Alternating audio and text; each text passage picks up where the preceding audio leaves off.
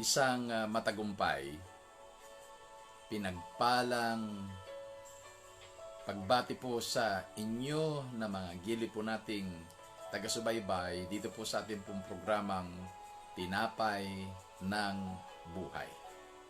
Ito po ang inyong kapatid kamanggagawa si Bishop Vic Rabara, nag-aanyaya sa inyo ng ilang minuto sa ating pagbubulay-bulay sa mga salita po ng ating Panginoon.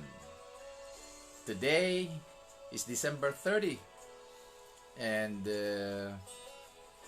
we are also celebrating Rizal's Day today, our national hero. Dito po sa Philippines, Luzon, Visayas at Mindanao, Happy Rizal's Day po sa ating lahat. May pagkakataon tayong gunitain ang kabayanihan ng ating bayani si Jose Rizal. Isang araw na lamang po ay sasalubungin na natin po ang panibagong taon, ang 2021. Praying that the 2021 is a far better year than this year. Umaasa po tayo that God is doing greater things for His glory, for His honor, and for the sake of His people. We know that best is yet to come. Alam po natin habang lumilipas ang panahon, meron tayong mga dinaraanan pong mga pagsubok, mga challenges, testings, and trials sa ating buhay, not only as individual people, but as families, communities, and nations. Pero tayo po ay naniniwala that in the end, it is God who triumphs. It is His people, the church, will eventually come out victoriously. Kaya po, mag-abang lang po tayo sa mga kamangha-manghang gagawin ng ating Panginoon sa ating mga buhay. God knows the best for His creation because He is sovereign and He is above any circumstance, any things that's happening. Even the evil spirits and Satan himself is under the authority of God. Kaya yan po ang ating tatandaan.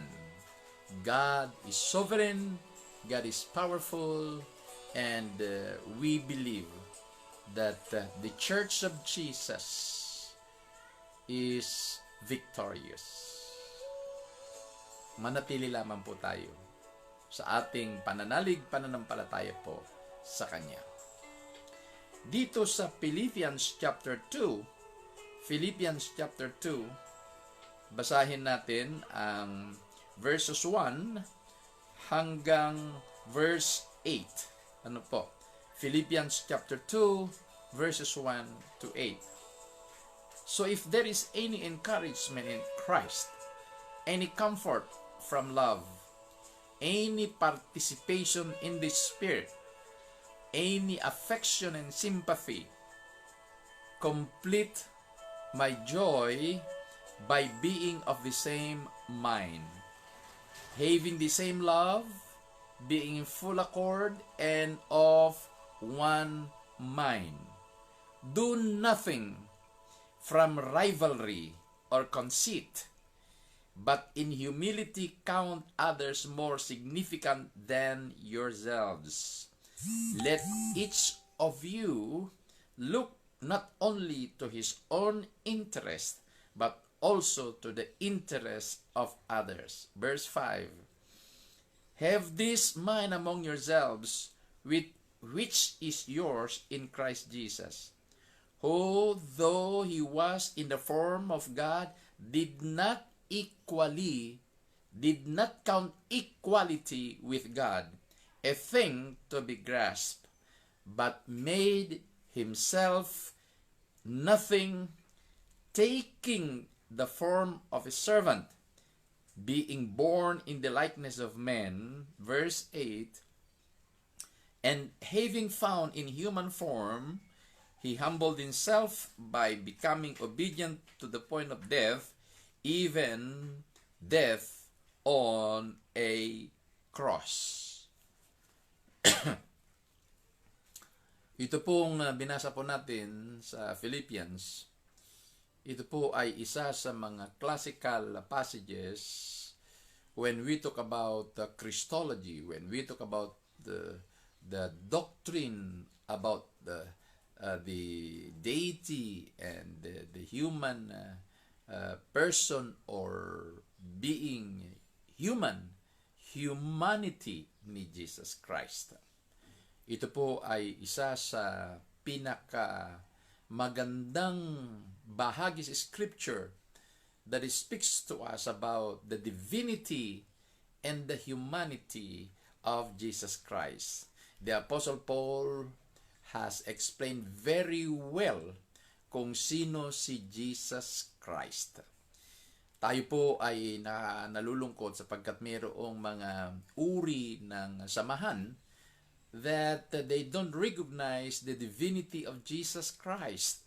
Nananatili lamang po sila sa paniniwalang si Jesus ay tao. Tayo po na mga Christians, wala po tayong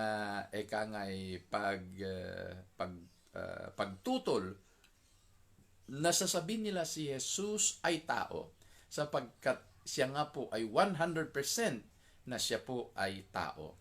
Ganun pa man, He is beyond man. He is beyond us na tao. Because the Bible clearly states and teaches that Jesus is both God and man. 100% God, 100% man. At dito po sa ating binasa ay ipinaliwanag po ni Apostol Pablo. At mula po dun sa verse 1 hanggang verse 8 ay napakaganda yung kanyang mga sinabi. Na although ang pinag-usapan dito po ay patungkol po sa tamang buhay ng isang mananampalataya. Ano ba yung tamang buhay na dapat na nakikita sa isang mananampalataya? Lalong-lalo na po sa larangan po ng tinatawag po natin na pagpapahayag kung ano tayo sa mata ng lipunan, sa mata ng ating mga mahal sa buhay at ng ating mga kaibigan. Napakadaling makalimutan na ang ating dapat po na pag-uugali ay yung katulad ng ating Panginoong Yesus. Madaling makalimutan sapagkat madali po tayong malasing sa ating sariling kaalaman, madali tayong malasing at makalimot dahil sa ating mga successes in life. At kapag gumaganda na yung ating position sa trabaho, gumaganda yung ating negosyo, o umaangat yung ating kaperahan, dumarami ang ating kayamanan, ay nalalasing at nakakalimutan po natin kung ano dapat yung tamang pag-uugali na makita ng Panginoon, na i-display natin sa Panginoon, na ito naman po ang uobserbahan at nakikita ng mga taong nasa ating kapaligiran. Lagi ko pong sinasabi, ang ating mga sinasabi po ay walang kwenta pag hindi po nila makita sa ating mga gawa. Ang mga tao po, they judge us not what they hear, but what they see in us. Yan po yung madalas po nila na hinahatulan sa atin. Kaya nga po, ito ay mga paalala na Apostol Pablo sa mga Kristiyano sa Pilipos na ito rin po ay paalala sa ating lahat.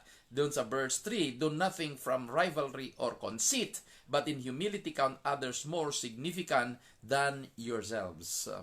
Ano man po ang ating mararating at narating, never and never po na para bagang minamaliit natin yung iba at tila bagang silently ay iniaangat natin ang ating mga sarili at ang tingin natin sa iba ay mahina, ang tingin natin sa iba ay hindi nila kaya yung nagawa natin, ang tingin natin sa iba ay wala kumpara sa ating galing, kumpara sa ating mga nagawa.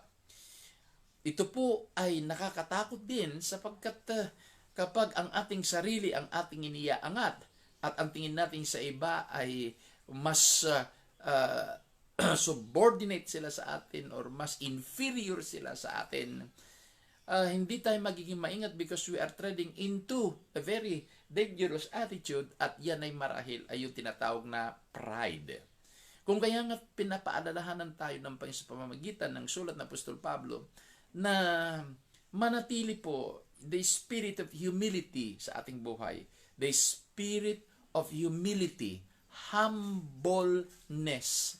Ano man ang ating mga successes and victories, ano man yung mga mararating po natin, ano man po yung ating mga sasabihin po na expansion sa buhay, nawa po'y manatili ang humility, humbleness sa ating buhay para sa ganun po ay ang nananatili na makita nila sa atin ay ang patuloy na pagpapasakop, patuloy po na pagpapailalim po sa ating Panginoon ng ating modelo ay walang iba kundi si Jesus Christ. Nang sabi ng Apostol Pablo, bagamat siya ay Diyos, hindi niya inaring kapantay siya ng Diyos bagkos siya ay nagpakumbaba hanggang sa kamatayan sa krus ng Kalbaryo.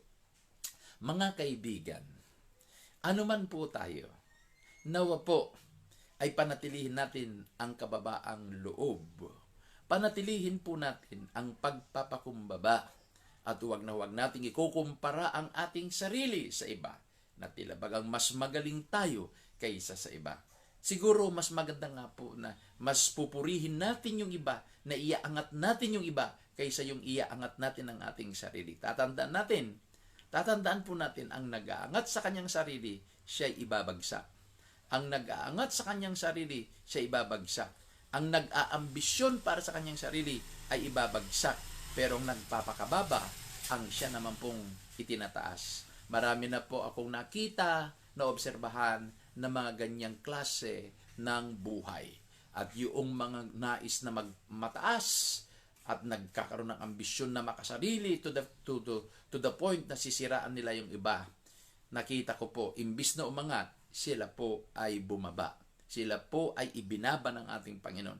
Imbis na lumaki yung kanilang masasakupan, unti-unting umiiksi sapagkat nakita ng mga tao na siya ay mayroong, yung katulad sinabi ni Apostol Pablo dito, yung sinabi niya na napakaganda na paalala po sa atin, do nothing from rivalry or conceit, not for rivalry and conceit, but in humility count others better, more significant than yourselves. Ito po ay paalala sa ating lahat na tayo po ay manatiling humble, manatiling ang humility sa ating puso at ayan po natin ang Panginoon ang siya mag-aangat sa atin habang ginagawa naman po natin ay tinutulungan natin yung iba na sila po ay umangat. Maraming salamat hanggang sa muli. Ito po ang yung programa Tinapay ng Buhay, pansamantalang nagpapaalam at nagsasabing pagpalain tayo lahat ng ating Panginoon, mahal tayong lahat ng ating Panginoon Diyos, and shalom to everyone.